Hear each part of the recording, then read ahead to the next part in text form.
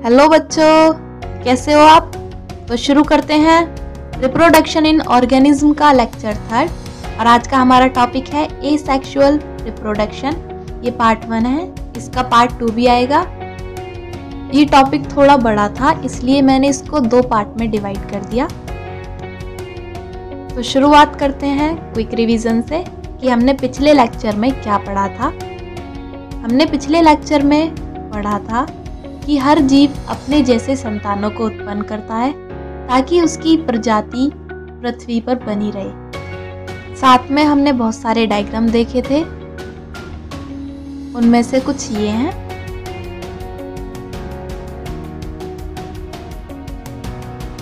इसके बाद हमने बात की थी टाइप ऑफ रिप्रोडक्शन की। तो रिप्रोडक्शन को 2 भागों में बांटा जाता है, पहला एसेक्सुअल रिप्रोडक्शन और दूसरा सेक्सुअल रिप्रोडक्शन। तो आज का हमारा टॉपिक है एसेक्सुअल रिप्रोडक्शन। आज हम इसी टॉपिक के बारे में ढेर सारी बातें करेंगे। तो शुरू करते हैं आज का टॉपिक। तो सबसे पहले आती है डेफिनेशन। आप चाहो तो इसे लिख सकते हो।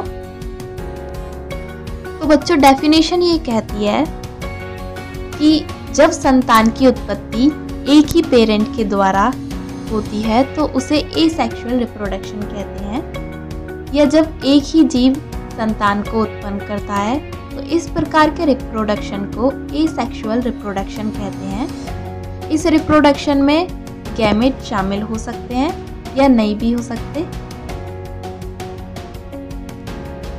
आगे आते हैं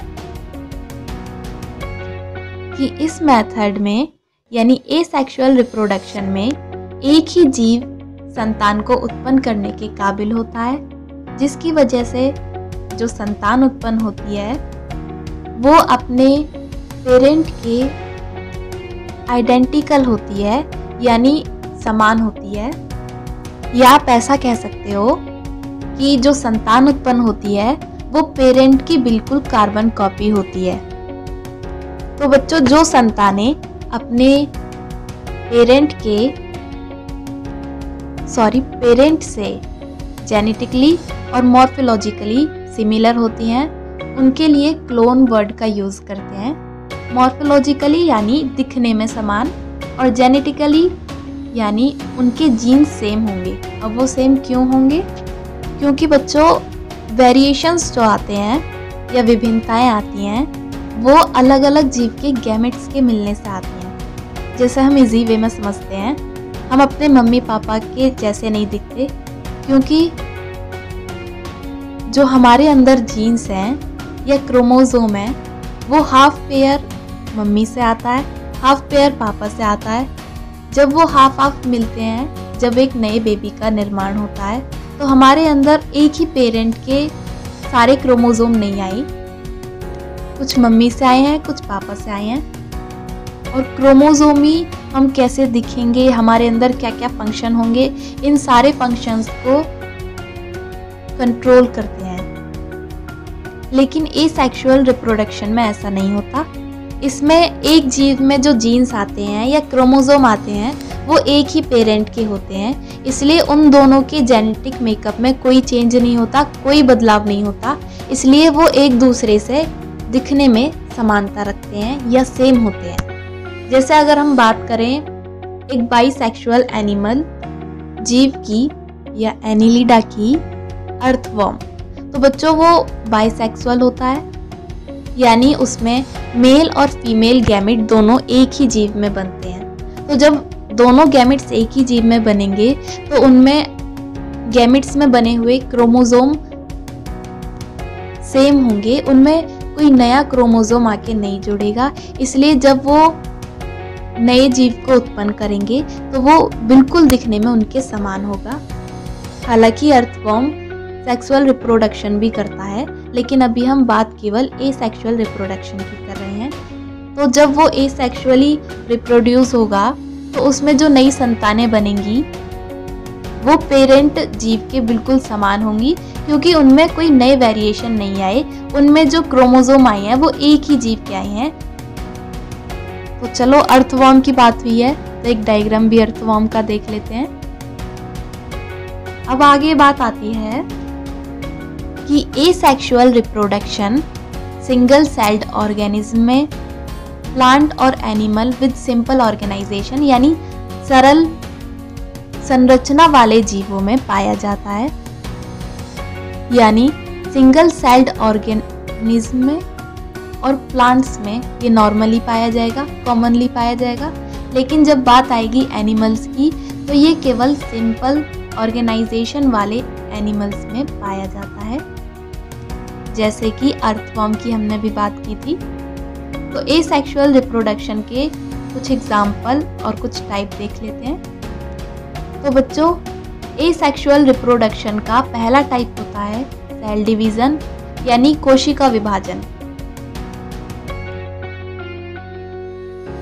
तो बच्चों, विटकर नाम के साइंटिस्ट ने सभी जीवों को 5 समूहों में बांटा था या 5 किंगडम्स में बांटा था, जिनमें से 2 किंगडम्स हैं प्रोटिस्टा और मोनेरा। इनके अंदर अधिकतर सिंगल सेल्ड ऑर्गेनिज्म आते हैं। तो ऐसे जीवों में कोशिका विभाजन सेक्सुअल रिप्रोडक्शन का एक तरीका होता है, एक मोड होता है। इनमें क्या होता है? इनमें होता है कि जो पेरेंट सेल होती है वो माइटोसिस के द्वारा 2 नए जीवों का निर्माण करती है। तो माइटोसिस बच्चों ऐसा सेल डिवीजन होता है जिसमें क्रोमोसोम का नंबर आधा नहीं होता, वो समान ही होता है। यानी जितने क्रोमोसोम पेरेंट में होंगे उतने ही क्रोमोसोम नए बने हुए जीवों में होंगे। क्योंकि माइटोसिस सेल डिवीजन में कोई भी सेल डिवाइड होने से पहले अपने सेल कंटेंट को डबल करती है, इसलिए जो नई बनी कोशिकाएं होंगी उनमें जो क्रोमोसोम होंगे वो पेरेंट सेल के इक्वल होंगे। तो ऐसे जीवों में सेल डिवीजन भी रिप्रोडक्शन का एक तरीका होता है। सेल डिवीजन किस तरह से होता है उसके डायग्राम देख लेते हैं, तो आपको आसानी रहेगी समझने में। ये सेल डिवाइड होकर 2 डॉटर सेल में बढ़ जाएगी और यही इनके लिए रिप्रोडक्शन का तरीका होगा। नेक्स्ट आते हैं बाइनरी फ्यूजन। बाइनरी फ्यूजन के अच्छे एग्जाम्पल अमीबा और पैरामीशियम है। ऐसे जीवों में यानी एक कोशिकीय जीवों में रिप्रोडक्शन का एक तरीका बाइनरी फ्यूजन भी होता है, जिसमें कोशिका 2 हाफ में बट जाती है और जो 2 हाफ होते हैं वो जल्दी से ग्रो करके एडल्ट में कन्वर्ट हो जाते हैं। बाइनरी फ्यूजन भी सेल डिवीजन की तरह ही एक एसेक्सुअल रिप्रोडक्शन का तरीका होता है। तो चलो देखते हैं बाइनरी फ्यूजन के कुछ डायग्राम। तो ये है binary fusion in amoeba, in paramecium. Binary fusion के भी कई प्रकार होते हैं, उनमें से कुछ ये रहे: longitudinal binary fusion, transverse binary fusion और इर्रेगुलर बाइनरी फ्यूजन। अब नेक्स्ट आते हैं एसेक्सुअल रिप्रोडक्शन का नेक्स्ट टाइप, बडिंग। तो बडिंग में क्या होता है कि इनमें डिवीजन अनइक्वल होता है, यानी जो पेरेंट जीव होगा उसमें एक बड निकलेगा, यानी एक उभार निकलेगा। वो उभार धीमे धीमे यानी वो बड धीमे धीमे ग्रो करना शुरू करेगा। शुरुआत में वो अपने पेरेंट से ही जुड़ा होगा, लेकिन जब उसके पास इतना कंटेंट हो जाएगा, इतना सेल मटेरियल हो जाएगा कि वो अलग होके एक नए जीव बन सके, तो वो पेरेंट से अलग होके एक नए जीव का निर्माण करेगा। यानी वो मैच्योर होने पे अपने पेरेंट से अलग होकर एक नया जीव बन जाएगा। तो बच्चों, बडिंग यीस्ट और हाइड्रा का एसेक्सुअल रिप्रोडक्शन का एक तरीका होता है। तो आओ देखते हैं हाइड्रा। हाइड्रा बच्चों सिंपल ऑर्गेनाइजेशन वाला एनिमल होता है। तो इस डायग्राम में आप देख रहे हो एक बेबी हाइड्रा साइड में है। तो जब ये मैच्योर हो जाएगा तो ये पेरेंट हाइड्रा से अलग होकर एक नए जीव का निर्माण करेगा। तो नेक्स्ट एसेक्सुअल रिप्रोडक्शन का तरीका होता है स्पोरुलेशन। अमीबा इसका भी एक गुड एग्जाम्पल है।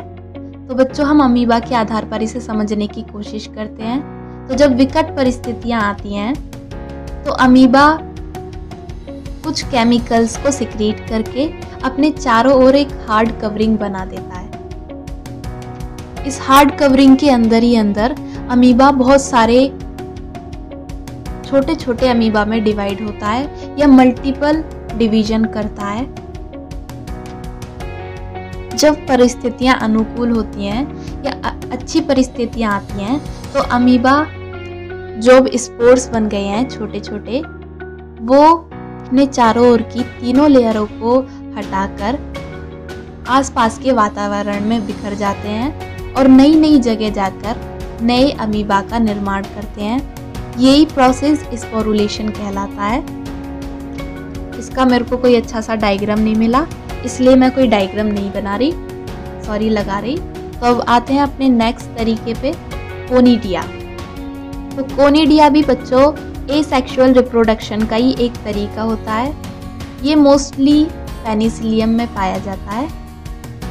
इसमें क्या होता है बच्चों, पेनिसिलियम के सिरों पर छोटे छोटे स्पोर्स बनते हैं जो मैच्योर होकर अलग हो जाते हैं और एक नए जीव का निर्माण करते हैं। चलो इसके डायग्राम देखते हैं। तो इन डायग्राम्स में आप ऊपर जो ये राउंड राउंड शेप देख रहे हो, ये स्पोर्स हैं। ये पेरेंट से अलग हटकर नए जीव का निर्माण करेंगे। आज का लेक्चर बस इतना ही।